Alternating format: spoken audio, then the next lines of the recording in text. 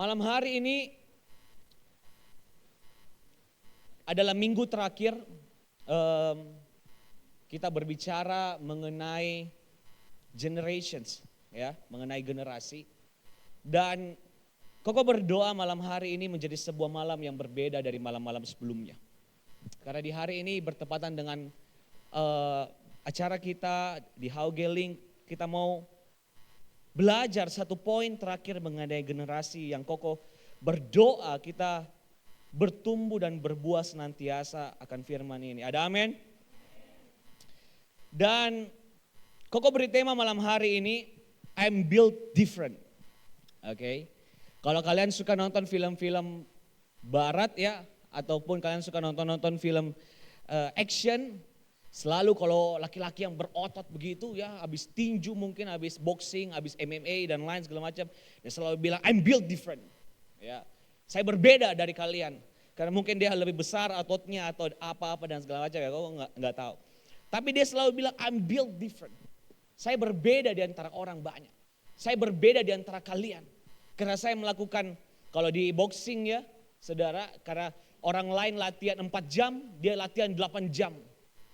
Orang lain mungkin di soccer atau di sepak bola, orang lain latihan dari jam 6 pagi, mungkin dia sudah latihan dari jam 4 subuh. Dan dia berkata kalau dia menang, I'm built different. Kenapa? Karena dia melakukan sesuatu yang berbeda dari orang lain. Dan itu pun yang sebenarnya esensi yang Tuhan mau ajarkan kepada kita. I'm built different bukan berarti ini adalah kata-kata yang dari dunia. Tetapi sesungguhnya ini adalah firman Allah. Ini adalah kerinduan Tuhan untuk kita menjadi anak-anaknya yang berbeda. Berbeda dari apa kok berbeda dari dunia. Berbeda dari kiri kanan kita, berbeda dari keseharian kita, berbeda dari masa lalu kita.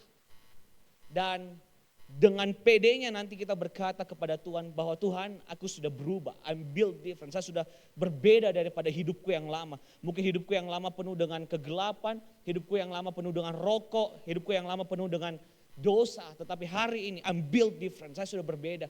Karena kita adalah anak-anak Tuhan yang senantiasa mau bertobat. Katakan amin.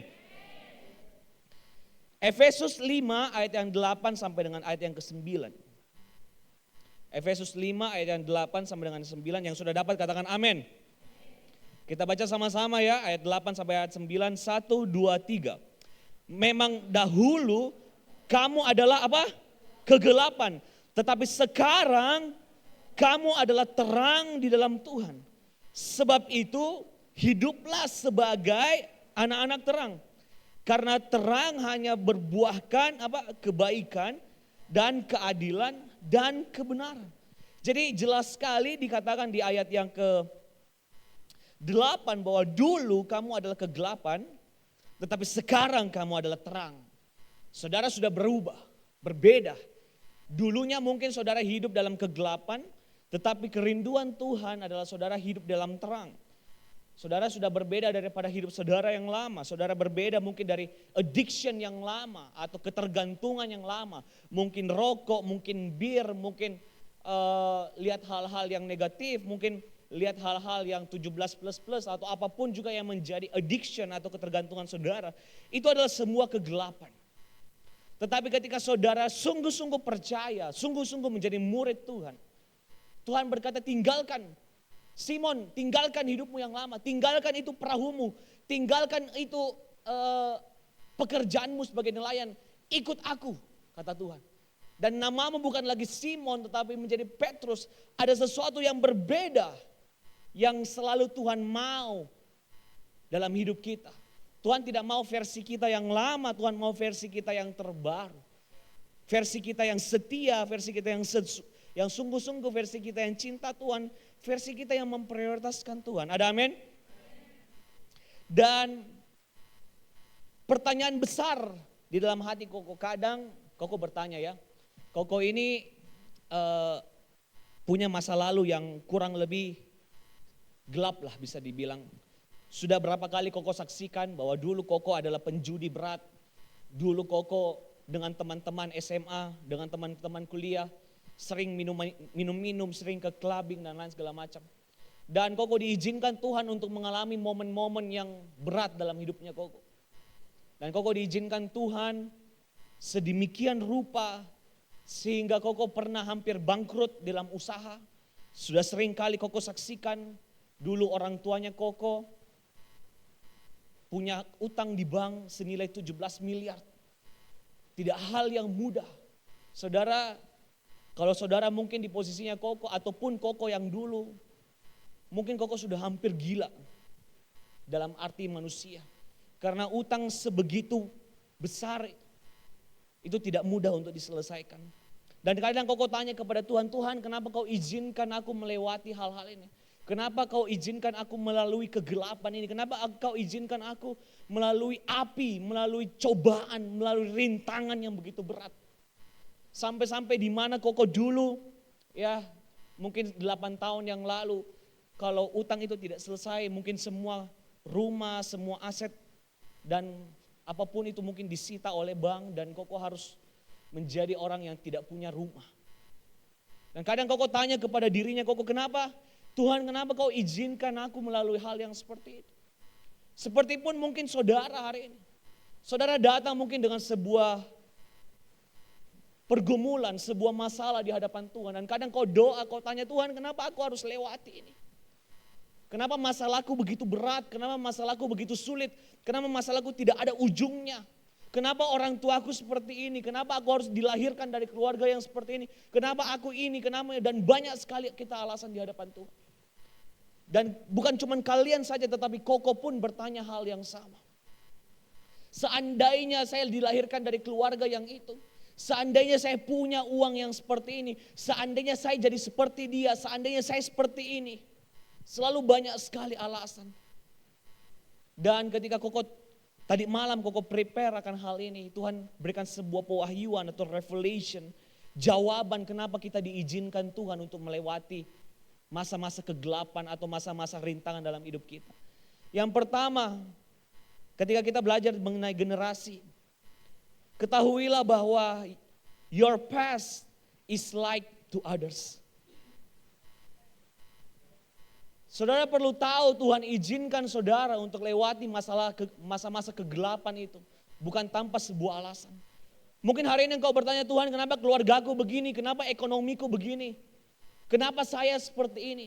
Percayalah Tuhan izinkan saudara melewati hal itu. Sama seperti Ayub.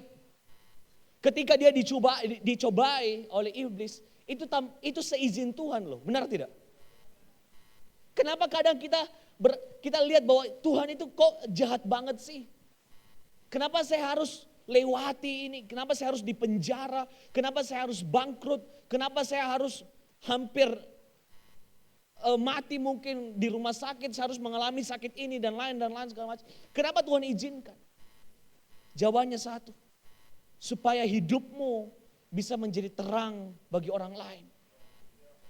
Bagi orang lain yang seperti apa? Bagi orang lain yang membutuhkan dan orang lain yang melewati hal yang sama dengan saudara. Ada orang yang mungkin masa-masa kelamnya adalah jatuh di dalam narkoba. Ketika dia lewati masa kelamnya dan dia bertobat dan Tuhan panggil dia dari kegelapan menjadi terang, dia bisa menyelamatkan generasi selanjutnya dalam narkoba. Betul tidak? Kalau mungkin beberapa saudara yang jatuh dalam misalnya rokok atau jatuh dalam judi, saudara hancur, Tuhan izinkan saudara dicobai, mungkin sampai masuk penjara dan lain segala macam. Itu bukan tanpa sebuah alasan, mungkin Tuhan izinkan saudara untuk menyelamatkan generasi selanjutnya yang jatuh dalam judi tersebut. Kenapa Tuhan izinkan? Supaya saudara bisa jadi terang, jawaban bagi orang lain. Kalau saudara lihat mungkin orang lain yang mau nakal, saudara ya, yang baru mau coba-coba narkoba, mungkin yang baru mau coba-coba rokok, yang baru mau coba-coba clubbing, saudara bisa bilang, baru Pak Ko. Ada amin? Saudara bisa mungkin dengan gampangnya bilang, jangan Moko. Jangan Moko masuk itu dunia. Koko ini atau Cece ini sudah lewati itu. Sampai tamat S3. Di dunia seperti itu. Bukan lagi S3, profesor, doktor dan lain-lain. Mungkin ya, saudara ya, title-nya sampai tidak tahu apa. Tapi akhirnya saudara tidak ada ujungnya. Mungkin saudara bisa kasih masukan kepada orang-orang seperti itu. Mungkin kalau saudara sakit melewati sebuah penyakit misalnya. Tuhan izinkan supaya apa? Siapa tahu ada orang yang membutuhkan kekuatan. Nah saudara berkata, Cece sudah lalui loh sakit kanker. Cece sudah lalui loh sakit seperti ini. Ayo kamu pasti bisa. Tahukah saudara, tiba-tiba dari orang itu yang mungkin tidak punya pengharapan ketika dia dengar atau lihat hidup saudara. Tiba-tiba mungkin jadi ada pengharapan yang baru. Amin. Dan itulah Tuhan izinkan saudara. Nah mungkin saudara berkata, kenapa harus saya? Karena Tuhan tahu saudara mampu melewatinya. Ada amin? Makanya sebuah quotes Koko tulis di sini, God let you go through it because God knows you can pass it. Tuhan izinkan saudara lewati masa-masa pergumulanmu yang hari ini. Mungkin orang tuamu yang tidak sempurna, mungkin penyakit saudara, mungkin ekonomi saudara, mungkin keluarga, kelemahan tubuh atau apapun yang sedang iblis cobai hari ini dalam hidup saudara. Ketika saudara diizinkan untuk menjalani ini, karena Tuhan tahu saudara bisa lewati. Tuhan kenapa begitu berat? Karena Tuhan tahu saudara adalah orang yang kuat. Tuhan kenapa tidak ada ujungnya? Karena Tuhan tahu saudara adalah orang yang setia kepada Dia. Sama seperti Ayub. Saudara pikir Tuhan gak tahu bahwa Ayub ini akan lolos. Karena Tuhan adalah Tuhan yang Alfa dan Omega. Dia tahu sebenarnya. Dia tahu bahwa Ayub ini akan lolos dari ujian ini. Meskipun anaknya, istrinya tinggalkan, hartanya semua bangkrut. Dan dia harus jadi dalam tanda kutip, kata-katanya agak kasar, jadi gelandangan mungkin di jalan. Tuhan izinkan dia lewati itu supaya hari ini ketika kita baca kisahnya Ayub, kita mendapat kekuatan yang baru. Dia sudah menjadi sumber inspirasi bagi banyak orang dari ribuan tahun yang lalu. Bahwa ketika mungkin cobaan hari ini begitu berat, janji Tuhan tidak pernah pudar dalam hidupnya. Di akhir hidupnya Ayub, apapun yang dia punya, Tuhan gandakan, Tuhan gandakan, Tuhan gandakan, Tuhan gandakan.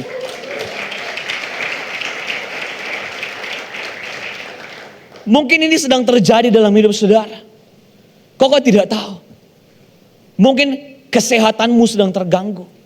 Mungkin orang tuamu, damai sejahtera di keluarga sedang terganggu. Mungkin ekonomi saudara sedang terganggu. Mungkin mental healthmu sendiri sedang terganggu.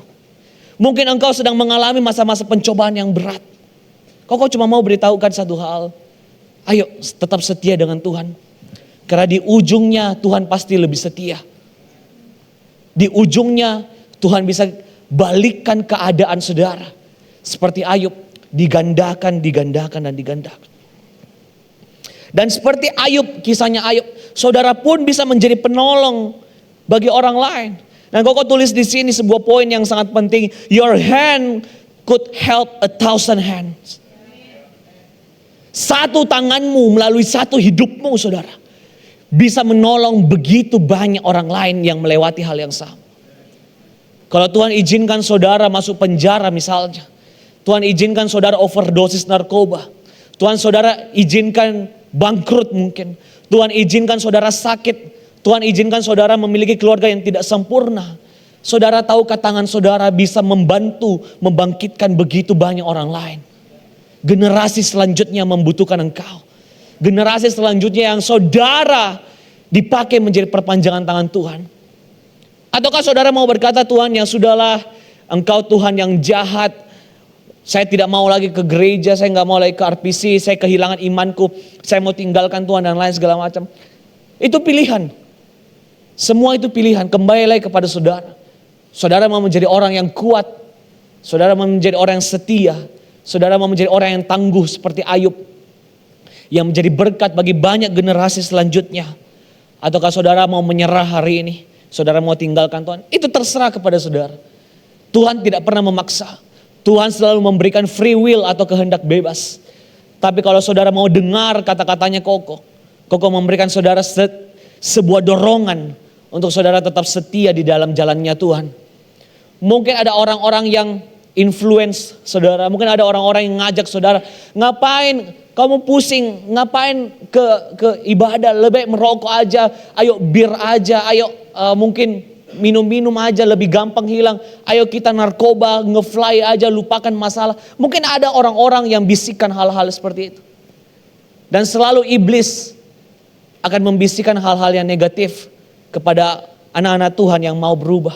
Dan kalau hari ini saudara dapat bisikan-bisikan seperti itu, mungkin dari manusia, mungkin dari pikiranmu sendiri, mungkin dari HP, mungkin dari sosial media, ketahuilah saudara, itu tipu muslihat iblis. Nah, sebagai anak-anak Tuhan, Koko berdoa kalian tetap berada di jalan Tuhan. Jangan pernah tinggalkan Tuhan, jangan pernah terkecoh oleh tipu muslihat iblis. Jangan pernah dengar apa kata temanmu. Ingat, iblis sedang mencari teman. Ketika dia jatuh, dia diusir dari surga sepertiga malaikat. Dia tahu pada akhirnya nanti dia akan dibakar. Dia tahu di akhirnya nanti akan ada ratapan dan kertak gigi. Makanya sekarang hari ini dia sedang mencari 1001 cara untuk membuat saudara jatuh. Karena dia sedang cari teman. Saudara, dia sedang cari teman untuk sama-sama terbakar, untuk sama-sama jatuh, untuk sama-sama masuk dalam kekekalan, api kekekalan. Dan saudara, sebagai orang yang beriman, sebagai orang yang tahu apa rencana iblis, jangan pernah terkecoh. Jangan pernah jatuh di hal-hal yang seperti ini. Karena ingat, kedatangan Tuhan sama seperti pencuri di malam hari. Kita tidak tahu. Kita tidak tahu sampai kapan kita hidup.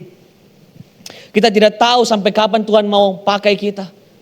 Aku cuma berdoa kita selalu setia sampai akhir hidup kita. Amin. Poin yang kedua, Koko tulis di sini, raising quality over quantity. Kita sedang membangun generasi yang berkualitas.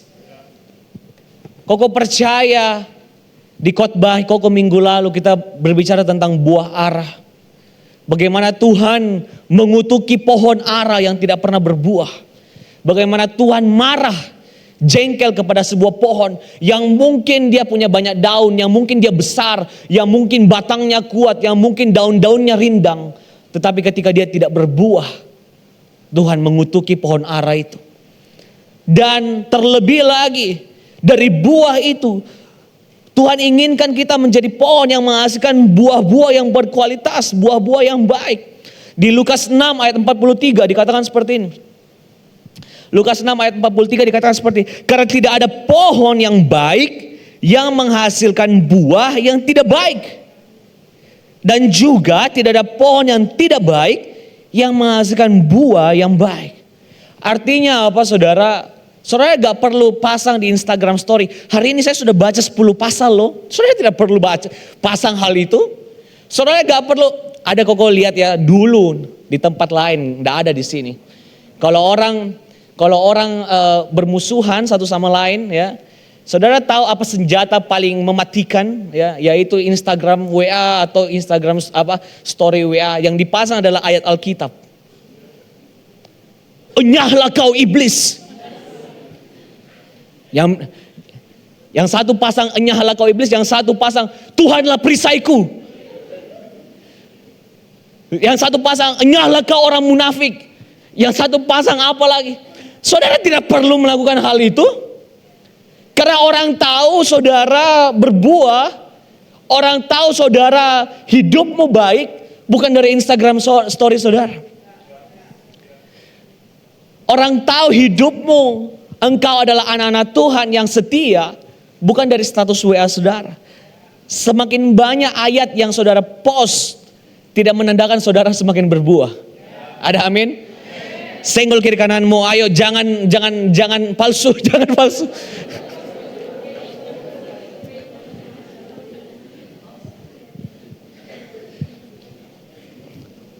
Saudara harus tahu bahwa berbuah yang sesungguhnya itu adalah mengenai kualitas. Bukan yang tampak di luar. Makanya orang bilang jangan cuma indah di depan. Makanya ada pepatah berkata, don't judge the book by its cover. Itu berlaku dalam hal yang baik, berlaku juga dalam hal yang tidak baik. Bisa saja covernya jelek mungkin, tetapi dalamnya penuh dengan isi yang luar biasa. Sebaliknya, Mungkin covernya pakai hardcover yang mengkilat, tulisannya warna emas. Tapi mungkin isinya tidak ada yang kita bisa pelajari. Jadi saudara tidak perlu fokus pada apa yang di luar. Tetapi fokus pada apa yang di dalam. Orang akan lihat saudara sesuai dengan apa yang saudara hasilkan. Orang akan lihat saudara apa yang keluar dari hidupmu. Apa sih yang keluar dari mulutmu? Apa sih yang keluar dari karakter saudara? Itu yang Tuhan lihat. Tuhan gak pernah lihat seberapa banyak, seberapa kali Alkitab yang saudara sudah selesaikan. Meskipun itu penting. Tapi kalau saudara selesaikan 10 kali Alkitab. Terus kemudian saudara keluar, di luar saudara bicara kotor, saudara pukul teman saudara, saudara tidak mengasihi sesama. Itu semua hanyalah palsu. Sama seperti orang Farisi, ahli-ahli Taurat. Alkitab berkata di Matius, ahli-ahli Taurat dia senang duduk di depan. Dia senang dilihat orang-orang. Dia senang diberikan tepuk tangan. Tapi dia sendiri tidak melakukan apa yang dia khotbahkan, apa yang dia katakan. Makanya saudara tidak perlu cari pembenaran dari orang lain. Saudara hanya perlu berbuah dari dalam. Ada amin? Sekali lagi senggol kiri kanan katakan berbuah, berbuah. Berbuah yang baik, berbuah yang baik. Dan ketika saudara menjadi orang yang berbuah, saudara tidak tanpa saudara sadari, saudara sudah menjadi murid Tuhan yang baik. Tanpa saudara sadari, saudara sudah menjadi murid Tuhan yang Tuhan sayangi, yang Tuhan perkenankan. Karena kok tulis di sini, begini stepnya, dari pohon yang baik, ya, menghasilkan buah yang baik, dari buah yang baik pasti menghasilkan benih yang baik. Dan dari benih yang baik pasti menghasilkan pohon yang baik. Ini cycle-nya. Oke? Jadi saudara tidak perlu lihat saudara gak perlu lihat apa yang orang lain bilang atas hidup saudara. It doesn't matter. Sungguh, what matters adalah buah saudara.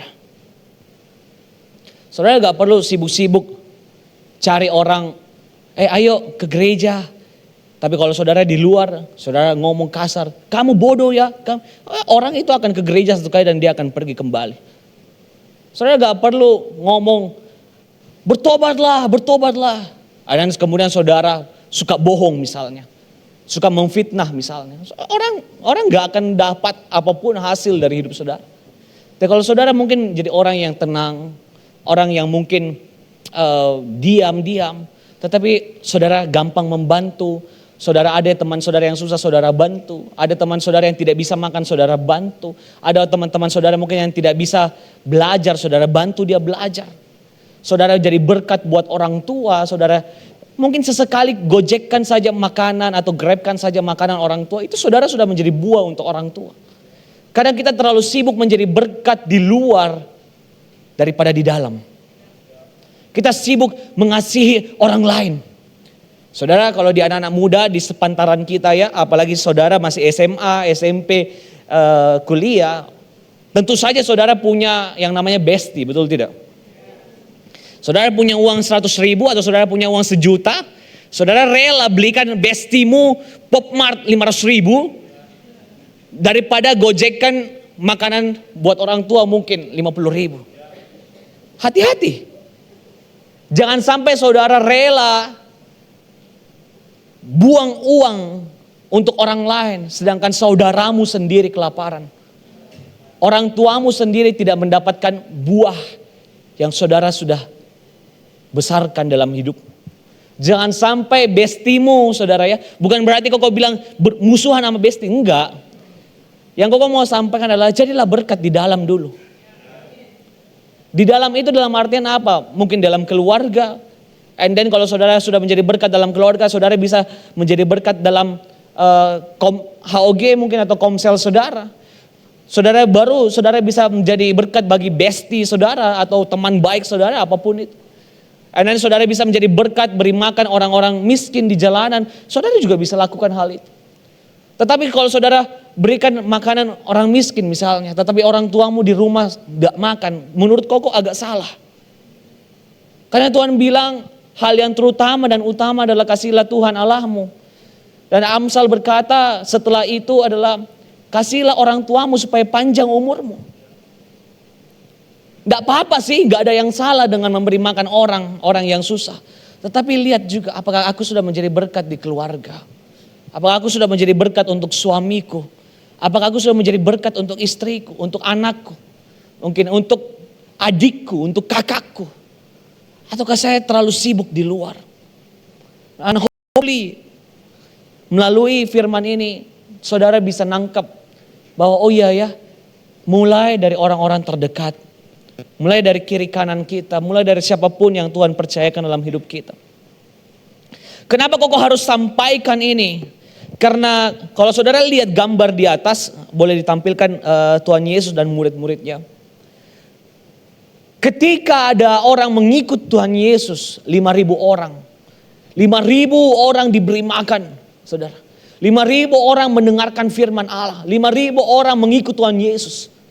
Tetapi Tuhan memanggil hanya 12 murid terdekatnya. Yang artinya apa? Sebelum dia memberi makan 5.000 orang itu, dia make sure bahwa 12 orang ini diberi makan firman juga dengan baik. Ada amin? Sebelum dia melakukan mujizat di luar, dia make sure murid-muridnya, rasul-rasulnya juga bertumbuh dengan baik. Sebelum dia memberikan mujizat bagi orang lain, dia make sure dulu bahwa anak-anaknya atau adik-adiknya atau murid-muridnya juga bertumbuh dalam iman dengan baik. Barulah Tuhan berkata, beri mereka makan. 5.000 orang. Karena 5.000 orang itu akan datang dan pergi, saudara. Halo? Betul enggak? 5.000 orang itu akan datang dan pergi. Kok mau tanya di Alkitab, 5.000 orang yang diberi makan oleh Tuhan, ada enggak satu orang pun yang stay menurut Alkitab? Tidak ada. Yang stay tetap yang 12. Jadi saudara harus perhatikan orang-orang di sekeliling saudara. Saudaramu, teman-teman HOG-mu, anak-anak HOG saudara, kalau saudara adalah seorang pemimpin, orang tua, saudara harus belajar memperhatikan orang-orang sekeliling saudara, karena orang lain itu akan datang dan pergi. Amin. Kalau kita terlalu sibuk cari yang 5.000, kita akan kehilangan orang-orang terdekat kita.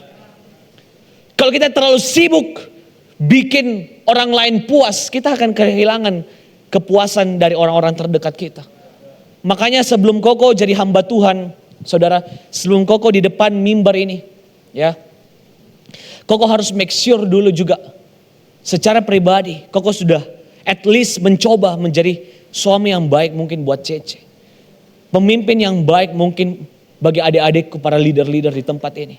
Koko juga make sure diriku, saya juga harus baca Alkitab, makan firman juga.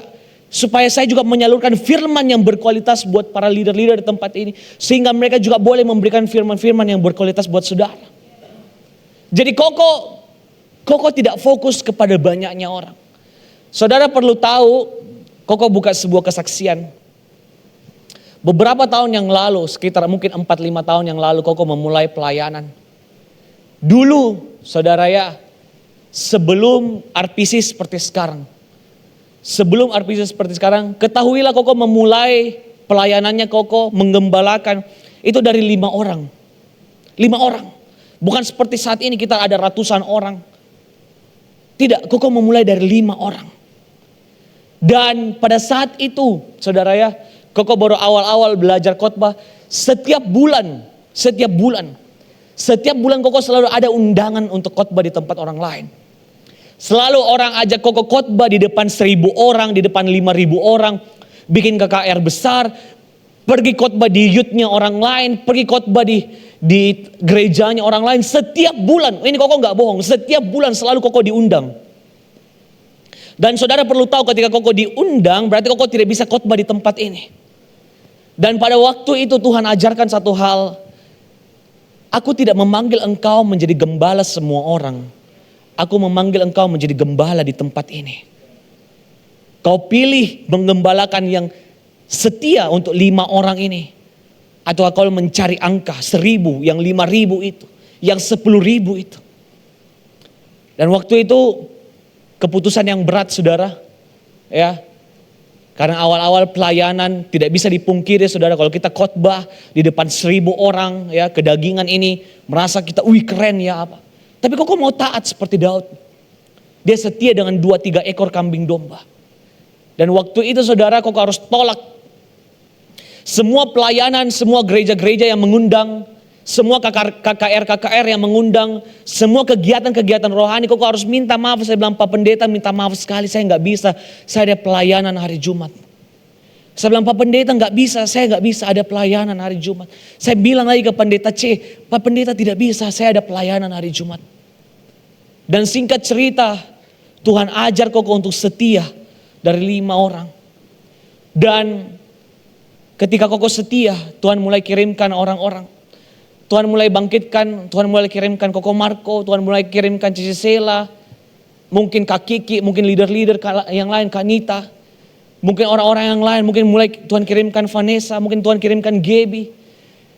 Dan di saat itu, ketika Koko tidak pernah tinggalkan, bukan berarti tidak pernah, 95% kalian bisa tanya leader-leader di tempat ini. 95% Koko selalu hadir, sebisa mungkin saya selalu hadir di tempat ini. Bukan untuk apa saudara, karena Koko ini adalah gembala untuk di tempat ini, bukan di luar sana. Sama seperti Tuhan kepada murid-muridnya, dia adalah guru, dia adalah gembala bagi 12 orang ini. Dan itulah revelation atau pewahyuan yang Tuhan taruh dalam hati saudara, di hatinya Koko. Dan kalau kalian bisa lihat di tempat ini banyak pemimpin-pemimpin yang lahir, itu tidak sehari 2 hari saudara, tidak. Berat. Membangkitkan, membangun begitu banyak leaders, itu hal yang berat. Penuh air mata, penuh tangisan. Bahkan sering kali Tuhan ajar Koko untuk puasa buat mereka. Artinya Koko puasa untuk diriku saja sendiri jarang. Mau puasa untuk orang lain. Tapi Tuhan ajar Koko bahwa kau harus mengasihi orang-orang sekitarmu. Yang 5, 6, 10, 15, 20 orang yang pada saat itu. Dan sampai hari ini kalau Tuhan izinkan kita di tempat ini, saudara bisa hadir di sini. Dan saudara bisa lihat leader-leader saudara. Saudara bisa lihat mentor-mentor saudara. Itu adalah hasil dari mengembalakan dan mementingkan 5 orang.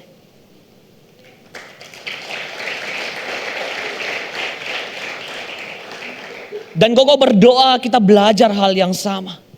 Kita belajar hal yang sama.